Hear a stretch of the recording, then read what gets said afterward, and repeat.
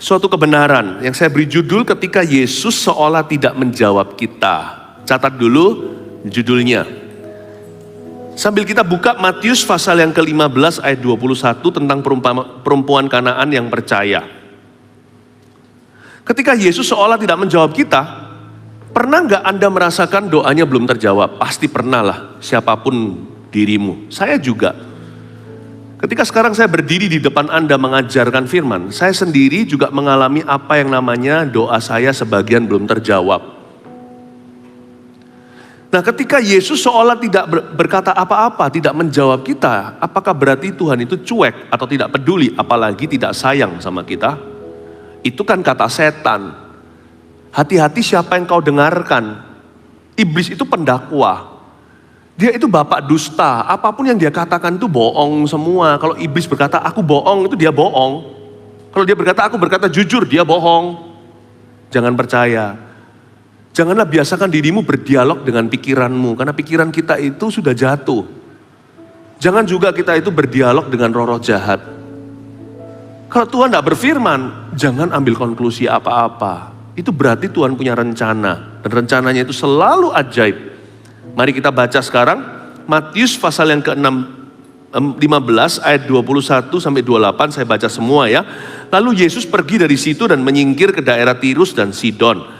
Maka datanglah seorang perempuan Kanaan dari daerah itu dan berseru, "Kasihanilah aku ya Tuhan, anak Daud, karena anakku perempuan kerasukan setan dan sangat menderita." Tetapi Yesus sama sekali tidak menjawabnya. Lalu murid-muridnya datang dan meminta kepadanya, "Suruhlah ia pergi." Ia mengikuti kita dengan berteriak-teriak. Jawab Yesus, "Aku diutus hanya kepada domba-domba yang hilang dari umat Israel." Tetapi perempuan itu mendekat dan menyembah dia sambil berkata, "Tuhan, tolonglah aku." Tetapi Yesus menjawab, "Tidak patut mengambil roti yang disediakan bagi anak-anak dan melemparkannya kepada anjing." Kata perempuan itu, "Benar Tuhan, namun anjing itu makan remah-remah yang jatuh dari meja tuannya." Maka Yesus menjawab dan berkata kepadanya, "Hai ibu, besar imanmu, maka jadilah kepadamu seperti yang kau kehendaki." Dan seketika itu juga anaknya sembuh. Ayat 28 kita baca bersama-sama yuk. Konklusinya 1, 2, 3. Maka Yesus menjawab dan berkata kepadanya, "Hai ibu, besar imanmu, maka jadilah kepadamu seperti yang kau kehendaki." Dan seketika itu juga anaknya sembuh. Katakan amin.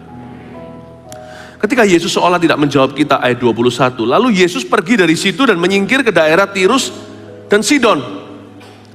Tirus dan Sidon itu daerah non-Yahudi. Kira-kira 80 kilometeran lah keluar dari wilayah Jewish. Jadi bukan tempat yang dekat, Yesus itu pergi ke situ. Ya, hari-hari ini tempat-tempat yang dihuni oleh orang-orang yang anti-Israel. Kenapa sih Yesus pergi ke Tirus dan Sidon? Ngapain jauh-jauh? Apakah Tuhan Yesus itu iseng? Kebanyakan waktu. Wong Tuhan Yesus saja makan gak sempat kok, apalagi istirahat. Lalu Yesus kenapa pergi jauh? Mungkin Yesus berlibur. Liburan jangan keluar dari wilayah Israel. Bahaya loh. Banyak orang itu yang tidak suka dengan bangsa pilihan. Bukan, Yesus bukan liburan. Yesus itu pergi jauh-jauh ke daerah Tirus dan Sidon karena mencari seorang wanita ini. Tahukah Anda, satu-satunya penyebab Yesus pergi ke situ, kalau kita nanti baca seluruh ceritanya, tidak ada buah apa-apa dari tripnya ke sana. Yesus ke sana itu hanyalah terjadi satu mujizat saja, yaitu perempuan Sirofenisia atau wanita Kanaan. Seperti Elia yang diutus ke Sarfat untuk ketemu seorang janda, agar supaya janda itu bisa terus hidup dengan putra semata wayangnya. Agar mereka tidak mati kelaparan, Elia pergi ke situ, diutus sama Allah di perjanjian lama untuk meninggalkan sungai Kerit, pergi ke Sarfat. Tujuannya bukan supaya Elia bisa minum dan makan roti atau gagak bawa roti ke sana. Tapi karena Tuhan mau memberkati seorang janda. Tahu nggak, Anda itu begitu penting. Tuhan itu mementingkan kita demikian rupa. Tuhan itu belan-belanin pergi ke situ, ketemu sama wanita Sirofenisia. Saya masih ingat suatu hari, saya itu sebelum kami suami istri dapat anak Jeremy, anak kedua kami. Kira-kira 2 minggu sebelumnya saya itu terjadwalkan untuk pergi ke Amerika.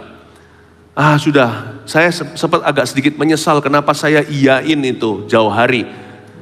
Ya kan, undangan khotbah. Padahal ke sana itu loh, saya hanya melayani segelintir orang, misalkan 50 saja. Ngapain sih saya tinggalkan ribuan? Tapi saya nggak cancel karena harus menjadi seorang yang tepat janji. Akhirnya saya pergi meninggalkan istri saya yang hamil tua, anak kami kedua. Waktu di Amerika sana itu saya sempat terus berpikir tiap hari, ada sedikit penasaran dan penyesalan kenapa saya bilang iya. Tapi saya terus layani. Ternyata tahu nggak, saya diutus ke situ memang melayani 50. Tetapi saya diutus di sana untuk mencari satu aja. Yaitu seorang anak muda, satu keluarga tinggal di Las Vegas. Setelah saya berkhotbah dalam retreat sederhana, orang itu maju terima Yesus. Nah, orang yang capture dia dan doakan bukan saya waktu itu, ya, yang doakan dia malah yang rebah.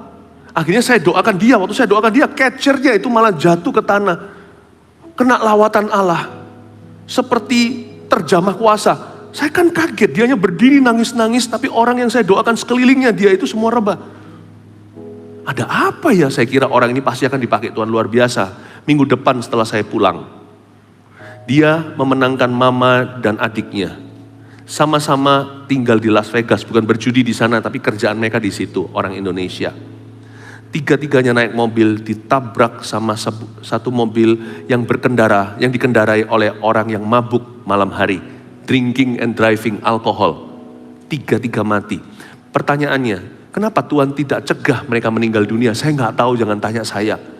Tapi yang pasti saya tahu, saya tidak menyesal lagi saya diutus ke situ. Memang melayani 50, tapi hanya memenangkan 1. Tahu nggak? Memang bukan kebetulan nama saya ini Philip. Karena Filipus juga begitu di Alkitab. Disuruh meninggalkan satu kota kebangunan rohani di Samaria untuk mencari satu orang sida-sida.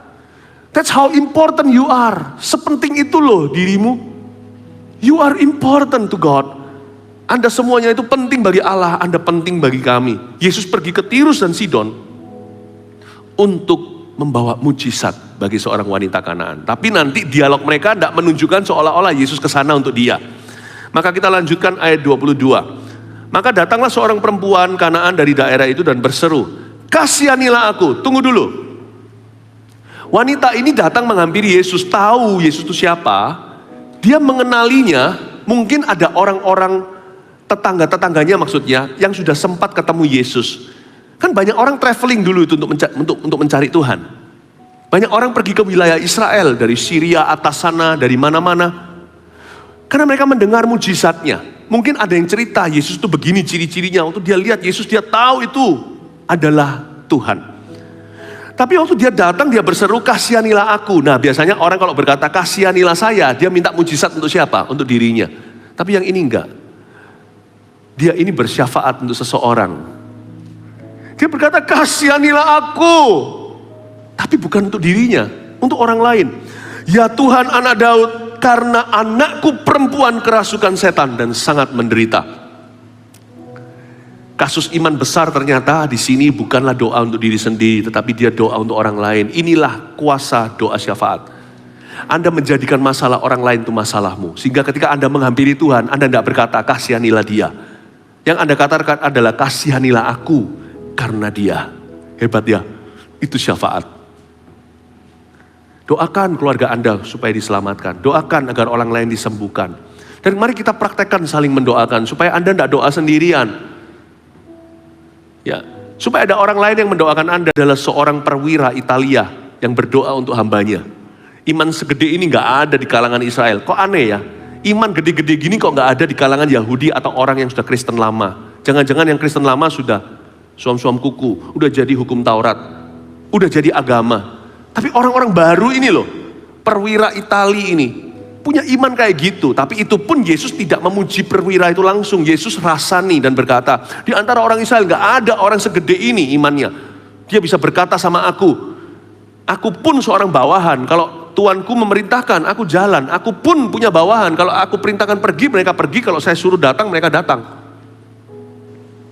Tapi Yesus nggak langsung puji laki-laki itu. Yesus menceritakan. Tapi kali ini nanti, waktu kita baca di ayat terakhir yang kita baca bersama tadi, Tuhan memuji wanita ini. Besar imanmu ibu. Dan ini bukan Yahudi. Jangan sampai Anda itu terintimidasi dengan orang yang udah Kristen lama, nggak tentu di mata Allah. Percayalah, pendeta pun nggak tentu kalau pendeta itu tidak menjaga rohnya. Karena kekristenan itu sebenarnya bukan soal agama. Status itu nomor 2. Yang penting itu buah. Yang penting itu hatimu. Yang penting tindakan imanmu. Dan wanita ini berkata, kasihanilah aku. Lalu dia berkata, ya Tuhan anak Daud. Hah? Ya Tuhan, kata Tuhan dipakai. Yudas Iskariot aja nggak pernah sekalipun menyebut Yesus itu Tuhan, paling-paling guru.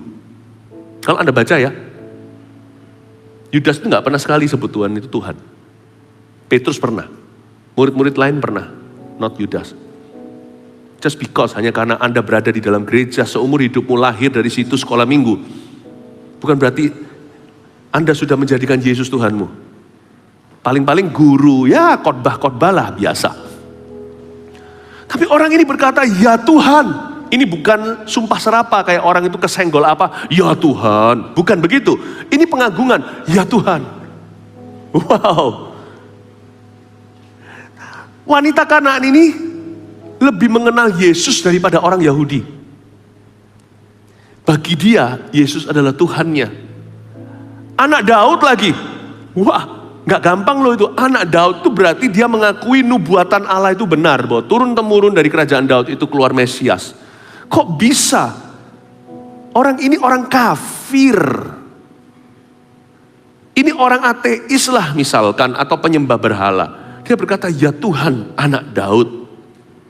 Penting sekali, Bapak Ibu Saudara. Kita jangan hanya doa-doa melulu. Kita harus kenal Tuhan sungguh-sungguh. Sehingga ketika Tuhan seolah nggak menjawab kita nggak salah paham dengan gampang. Kita terus nggak menuduh Allah yang macam-macam. Mengenal Tuhan itu sama pentingnya dengan kita berdoa memohon sesuatu. Kenallah Tuhan dengan segenap hatimu.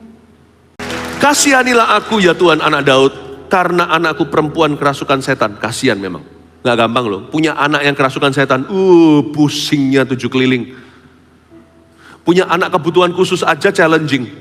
Ini punya orang anak yang kerasukan setan, bisa bayangkan haunted. Rumah itu dihantui kayak apa? Belum lagi kalau anak itu menggila lalu habis itu lemparkan dirinya ke api, ke air. Papa mamanya jadi dak dikduk. Harus menjaga dia setengah mati, itu sport jantung. Bayangkan ya, dia sangat menderita. Yang menderita bukan hanya anak itu tapi seluruh keluarganya. Bapak Ibu Saudara, penderitaan kita mengajari kita untuk berdoa. Itu loh indahnya. Buah pertama penderitaan. Saya tidak berkata bahwa Tuhan itu utus penderitaan supaya kita bisa berdoa. Jangan coba ditafsirkan apa yang saya tidak katakan. Apa yang saya katakan adalah kalau kita diizinkan menderita sesuatu atau mengalami sebuah kebutuhan, itu dikarenakan Tuhan mau kita berdoa kepadanya. Atau melalui itu kita diajari untuk mendekat pada Allah. Ada orang berkata problem itu mendekatkan diri kita pada Tuhan, itu betul.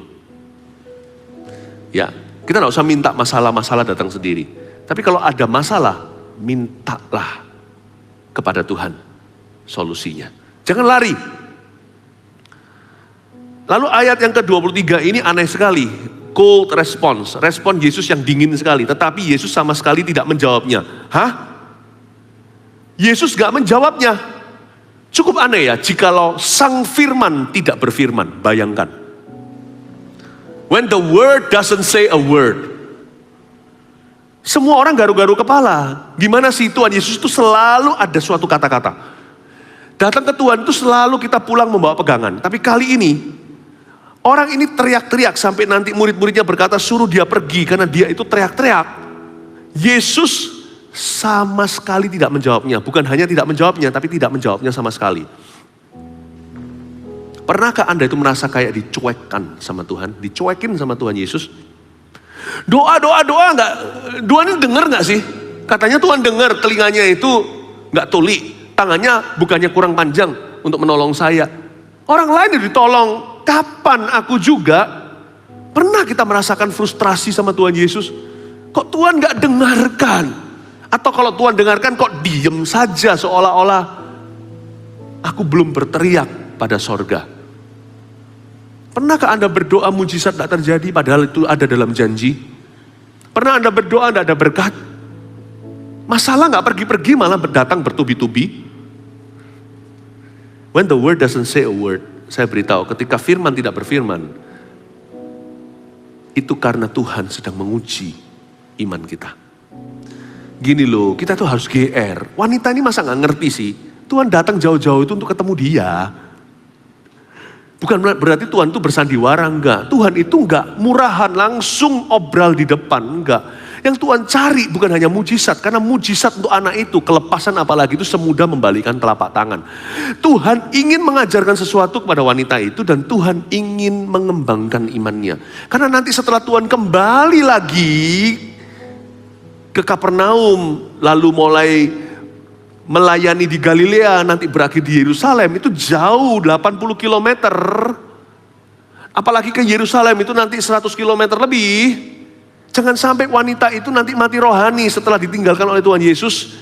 Ketika Tuhan Yesus keluar dari daerah Tirus dan Sidon. Jadi Tuhan itu melatih dia agar dia bisa tetap percaya dari jauh. Makanya sekarang Tuhan izinkan dia merasa jauh dulu. Supaya dia bisa dilatih percaya. Agar supaya nanti kalau jauh beneran Tuhan itu secara fisik meninggalkan dia. Wanita ini akan tetap percaya. Kenapa Tuhan itu tidak menjawab doamu? Karena menjawab doamu yang satu itu gampang sekali. Tetapi setelah itu mudah kita melupakan Tuhan. Atau Tuhan menargetkan sesuatu yang lebih kekal di balik itu. Tuhan kalau menjawab itu gampang, itu hanya mujizat fisik saja. Tapi Tuhan ingin Anda untuk sungguh-sungguh berakar. Karena nanti setelah masalah ini lalu Anda dijawab dengan luar biasa, masih akan ada masalah baru. Jangan sampai Anda menang di ronde 1, tapi gugur di ronde 7. Makanya Tuhan itu sabar. Tuhan itu melihat sesuatu yang lebih kekal. Jadi kalau dia diam saja, bukan berarti dia tidak cinta. Kalau dia tidak menjawab, itu karena Tuhan sedang menguji iman kita. Amin. Ayat yang ke 2-3 lagi, tapi Yesus sama sekali gak menjawabnya. Lalu murid-muridnya datang dan meminta kepadanya. Murid-muridnya gak sabar juga. Udahlah Tuhan, suruh dia pergi. Dia mengikuti kita dengan berteriak-teriak. Ini kata-katanya murid-muridnya ini bukan jahat. Sekilas kedengaran seperti suruh pergi itu disuruh diusir gitu loh. Udah gak usah di sini. Enggak, murid-muridnya bilang begini. Dalam bahasa Yunaninya ya. Suruhlah ia pergi mendapatkan apa yang dia minta. Cepatlah Tuhan, kasih deh, kasihlah. Apa yang dia mau tuh kasih biar dia itu pergi. Annoying sekali, mengganggu kami, suruh cepat pergi. Contohnya, kalau Anda di jalanan, lalu ada orang ketok-ketok kaca, Anda kasih dada, enggak mau beli. Lalu dia keluarkan lap, ya kan? Lalu dia lap semua, padahal mobil Anda baru dicuci. Dia gak mau pergi, lalu tempel hidungnya. Udahlah kasih yang dia mau supaya dia segera meninggalkan mobilmu. Ya, itu loh maksudnya. Suruh dia pergi, kasih yang dia mau. Ada 2 macam syafaat. Syafaat yang tanpa belas kasihan ya begini. Udahlah cepatlah kasih mujizat sana lu biar pergi. Murid-muridnya itu loh nggak ngerti belas kasih. Tapi ini pun didengar sama Tuhan loh. Tuhan kasih yang dia mau. Lanjutkan ayat 24. Jawab Yesus, aku diutus hanya kepada domba-domba yang hilang dari umat Israel. Kalau saya jadi wanita itu saya akan tanya, lalu kenapa Tuhan datang sini? Hayo kan GR dulu ya, Tuhan cari aku kan. Fokus misinya Yesus itu pada saat itu adalah untuk bangsa Israel saja. Dia mati untuk bangsa-bangsa, untuk seluruh umat manusia. Tapi dia hidup melayani itu di Israel saja. Yesus berkata, aku sih gak diutus kepada kamu, belum waktunya, nanti murid-muridku suatu hari, kira-kira begitu. Tapi wanita ini gak gentar mendengar itu. Dia tetap GR melulu, iman itu GR aja. Sekalipun ketika Tuhan diam itu GR dulu. Tuhan gak jawab aku ya, ayo Tuhan merencanakan sesuatu yang lebih besar ya. Kenapa kok aku belum dijawab ya doanya, kenapa aku belum lulus dari masalah ini? Jangan-jangan Tuhan simpan, ternyata air mataku itu ada di depositonya. Deposito kan ada jatuh tempo, gak bisa Anda cairkan setiap waktu. Mana bisa? Ya bisa, mungkin pakai denda. Jangan-jangan uang Anda 1 sen pun gak keluar dari sorga. Yang saya maksudkan bukan money ya, yang saya maksudkan jawaban doa. Jangan-jangan nanti semua dikembalikan dengan interestnya, dengan bunga. GR dulu, kalau Tuhan diam itu GR. Karena saya tahu Allahku itu tidak diam, dia itu firman, pada mulanya adalah firman, firman itu bersama dengan Allah, firman itu adalah Allah. Allah kita, Yesus itu firman, Yesus itu gudang kata-katanya sorga. Kalau dia diam, gak mungkin dia berdiam diri atas situasimu. Tapi ayat 25, ya kan saya buktikan. Wanita ini berpikiran sama dengan saya. Tetapi perempuan itu mendekat dan menyembah dia sambil berkata, Tuhan tolonglah aku. Hebat loh perempuan ini, saya kagum dia. Makanya nanti Yesus berkata, besar imanmu itu saya setuju. Tetapi perempuan itu mendekat, bukannya malah menjauh. Kalau kita sudah pasti menjauh dan menjadi kecewa. Berapa banyak di antara kita kalau nggak dijawab, baru nggak dijawab 3 bulan. Wah, udah pusingnya, udah panik, nggak keruan. Tapi perempuan ini malah mendekat, nggak dijawab malah mendekat, bukan menjauh. Dan malah menyembah dia, bukan menjadi kecewa. Kalau Tuhan nggak jawab, mendekatlah. Kalau papa nggak bilang iya, udahlah. Yang pasti kalau papa bisa menolak permintaan kita, tapi papa nggak bisa tolak kita loh. Sadari nggak? Bapa di sorga bisa menolak permohonan kita dalam doa, tapi Bapa di sorga nggak akan menolak kita. Karena ada ayatnya, Bapa tidak akan menolak siapapun yang datang kepadanya. Siapa yang datang kepadaku, tidak akan ditolak oleh Bapa, kata Yesus. Allah Bapa di sorga tidak menolakmu, Allah Putra tidak menolakmu, Allah Roh Kudus malah lari mengejarmu kemanapun, kemana aku dapat pergi menjauhi rohmu. Nah kalau kita itu datang bawa doa kita ditolak, ya sudahlah.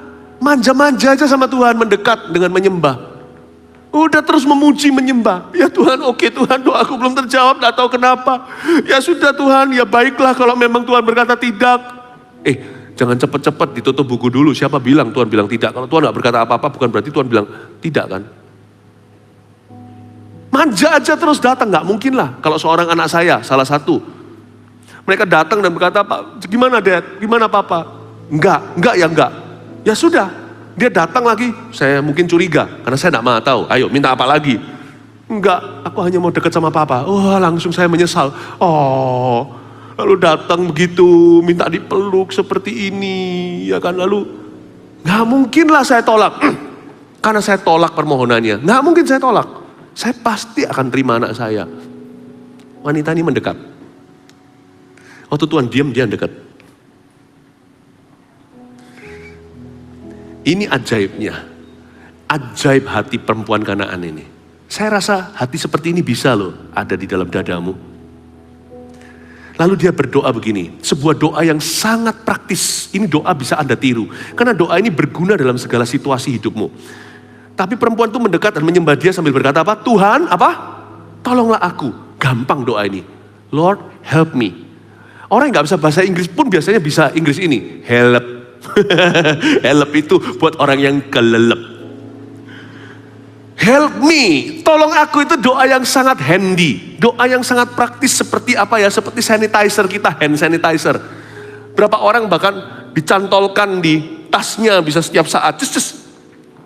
Ya, ada orang yang lucu, pakai seperti semprotan gitu, ditaruh di jeansnya begini, jadi kemana-mana ada hand sanitizer segini. Wah, saking paranoidnya ya kan? Ini doa yang handy, kayak hand sanitizer kita. Waktu Anda menghadapi ujian, aduh saya belajar, Anda takut melihat soal nomor 1 aja menggentarkan, Anda berkata, Lord help me. Atau seorang perempuan mau melahirkan, tidak pernah pertama kali, kata Lord help me. Masuk ke ruang operasi atau bersalin. Waktu seorang suami melihat tagihan-tagihan datang dan berkata, Tuhan tolonglah aku. Kata tolonglah aku itu bisa dipakai di mana aja. Ya. Ketika Anda berada di suatu, misalkan kalau Anda menghadapi sesuatu, lalu anak Anda misalnya, anak Anda itu sekarang lagi murtad gak karuan, Anda berkata melihat ulahnya dia, Tuhan tolonglah kami. Ternyata doa itu didengar loh. Jangan pernah remehkan sebuah doa sederhana, bukan lagi saat teduh atau masuk ke ruang kamar. Cukup sebuah jeritan dari hati, Lord help me, didengar loh sama Tuhan. Help me, bantu aku. Ya. Wah, pertama kali pelayanan. Misalkan naik di DCG atau kelompok kecil, disuruh kesaksian. Wah, sudah disiapkan semuanya, tapi kelihatan 10 orang, langsung grogi hilang.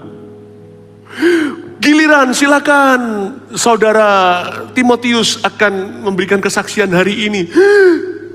Jangan mundur, gak jadi. Jangan, daripada gak jadi mendingan maju dan berkata help me. Nanti Tuhan kasih ketenangan.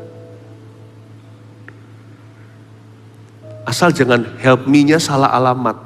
Help me-nya Yesus, karena hanya Yesus yang bisa menolong. Yesus itulah satu-satunya penolongku yang sungguh, lagu sekolah minggu. Help me Jesus. 3 kata itu, tolong aku Yesus. Luar biasa. Tapi Yesus menjawab, lah jawabannya kok gini. Ayat 26. Tidak patut mengambil roti yang disediakan bagi anak-anak dan melemparkannya kepada anjing. Kalau kita baca ini jahat ya. Kejem ya Tuhan ya, keji. Kasih jawaban begitu tuh gimana sih? Sebenarnya saya curiga tonasi Tuhan Yesus itu sangat ramah. Bahkan lebih sifatnya mengundang iman. Kalau dia bilangnya gini, tapi Yesus menjawab, gak patutlah ngambil roti yang disediakan bagi anak dan melemparnya kepada anjing. Nah itu lain cerita, rasanya Tuhan gak gitu lah. Tuhan sendiri mengaku dia itu lemah lembut dan rendah hati kok. Jadi menurut saya sih mungkin gini loh.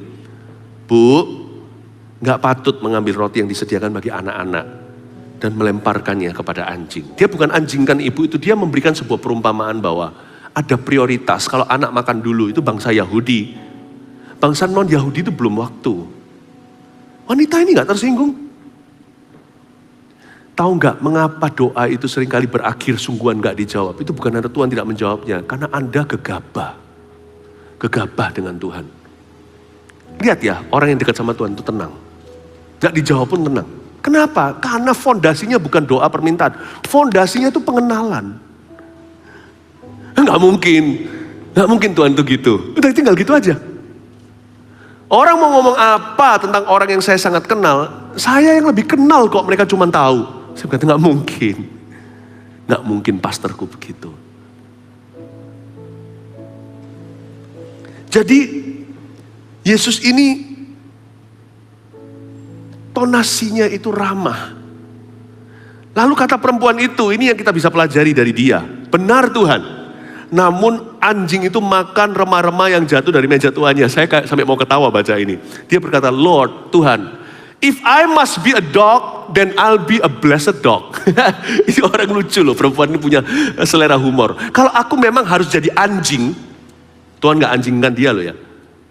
Maka aku akan menjadi anjing kesayangan. Ini wanita ya, saya kepingin kenal nanti di sorga. Saya yakinlah wanita ini kenal Tuhan. Dia pasti berakhir di sana.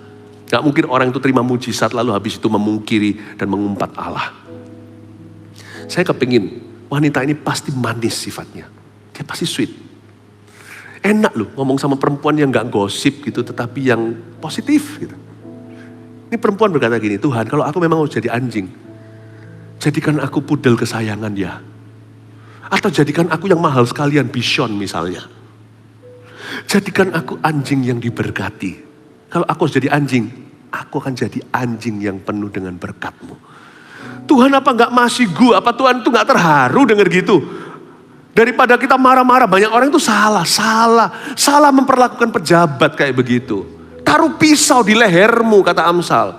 Kalau Anda rakus makanan atau jawaban doa, lalu Anda berkata, Tuhan itu apa-apa, lalu tuding-tuding dan marah-marah, itu sama dengan orang coba tendang kakinya di sebuah beton dan baja. Yang sakit bukan Tuhan, Anda sakiti dengan marah-marah, tuding-tuding, ngamuk-ngamuk, itu Tuhan tidak sakit. Tuhan sedih ya, tidak sakit. Anda yang sakit. Gituin Tuhan. Salah. Memperlakukan pejabat dengan cara gitu aja. Gak boleh kok. Di dalam pengadilan misalkan. Ya kan, sekalipun jikalau Anda punya koneksi kenalan pun tidak boleh sok-sokan. Kalau sok-sokan itu nanti Anda pasti dibelas habis. Rendah hati aja, lembut aja, nerima. Malah justru orang itu belas kasih sama Anda, malah kasihan. Apalagi kalau sudah salah. Kita tuding-tuding Tuhan, banyak orang Kristen tuh marah-marah, wah anak Tuhan, wah kecewa-kecewa. Salah. Nanti kalau masuk neraka siapa yang rugi? Tuhan yang pegang kuncinya surga, neraka, maut, hidup, itu Tuhan yang pegang loh. Minimal kalau nggak respect tuh takutlah sama dia. Kalau minimal kita itu nggak bisa cinta itu takutlah. Saya paling takut sama Tuhan. Orang bisa bunuh tubuh, dia bisa lempar ke neraka. Orang bisa lawan saya, kalau Tuhan tuh pihak saya, siapa lawanku? Tapi kalau Tuhan melawanku, siapa bisa bela? Seluruh dunia apa? Semua kekuasa, kemampuan Anda, uang Anda, bisa apa? Kalau Allah berkata, malam ini engkau si bodoh akan mati, bertemu dengan aku. Mau bisa apa? Mau bisa apa? Saya paling takut sama Tuhan. Tapi saya tidak ketakutan karena saya kenal Dia. Jangan marah-marah, jangan biasakan kecewa, jangan biasakan tuding-tuding gini. Tapi wanita ini bagus sekali, benar Tuhan. Jadikan aku pudelmu ya. Ayat 28, maka Yesus menjawab dan berkata kepadanya, hai ibu, besar imanmu. Bukan hai bapak loh, hai ibu malahan.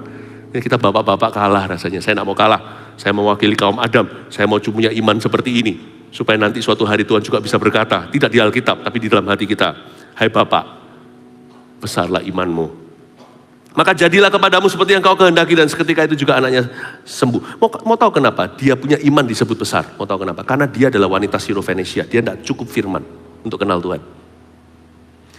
Dia itu imannya gede karena unlikely. Karena dia punya sumber itu tidak lumrah. Dia bisa punya iman kayak gitu itu nggak masuk akal. Karena orang Yahudi itu dari dulu zaman Musa sudah Taurat Allah. Ini orang nggak tahu apa-apa, cuman samar-samar dengar. Imannya besar, mau tahu kenapa? Karena dia humble, karena dia rendah hati, gak tersinggungan, dan dia clever, dia itu pinter. Pinter ini bukan inteleknya. Pinter ini intelijen rohaninya. Dia tahu Tuhan gak mungkin gini, gak mungkin dia anjingkan aku. Dimarah-marahi sama murid-muridnya, pergi lu. Dia gak lawan mereka. Banyak orang gini kan, urusan sama Tuhan nanti ujungnya kepahitan sama manusia. Kok aneh ya? Wanita ini bisa kepahitan juga, karena dia kan cari Tuhan, lalu dia dibentak-bentak sama murid-muridnya. Dia bisa aja berkata, pendeta kok gitu. Loh, berapa banyak orang di dalam masyarakat gitu. Urusannya sama Tuhan, nanti ngamuknya sama Rasul-Rasul Yesus Kristus. Nanti kepahitannya sama gereja. Sayang ya kalau kayak gitu ya. Ya memang sih gereja harus benar, saya setuju. Pendeta apalagi harus benar. Tugas kita ini besar. Tapi wanita ini loh ngalami perlakuan yang kurang bagus dari hamba-hamba Tuhan. Dia nggak mau misinya digagalkan karena kepahitan. Dia langsung ke Yesus, dibentak-bentak suruh pergi. Dia nggak bersilat kata, tidak caci ganti maki. Enggak. Dia humble dan dia clever. Dia tahu bahwa tujuanku adalah sembuh. Bukan ini.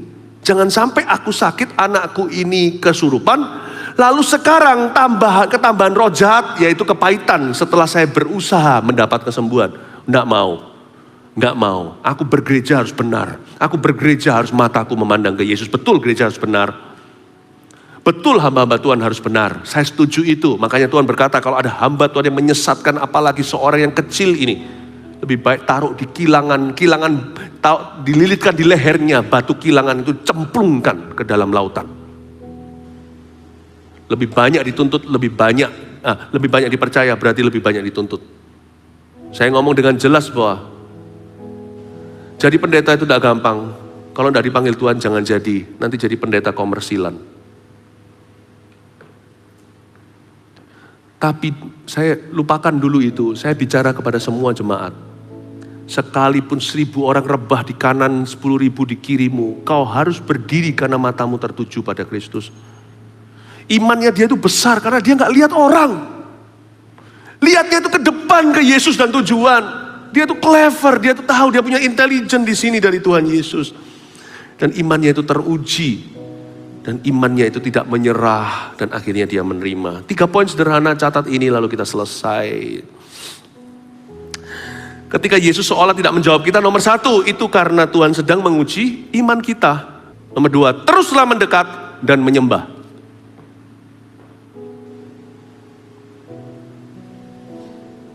Nomor tiga, ketika Yesus seolah tidak menjawab kita, Tuhan sedang memperbesar iman kita. Nah, itu dia. 3 poin sederhana ini, catat supaya Anda ingat khotbah ini, praktekkan setiap hari. Tuhan Yesus mengasihimu.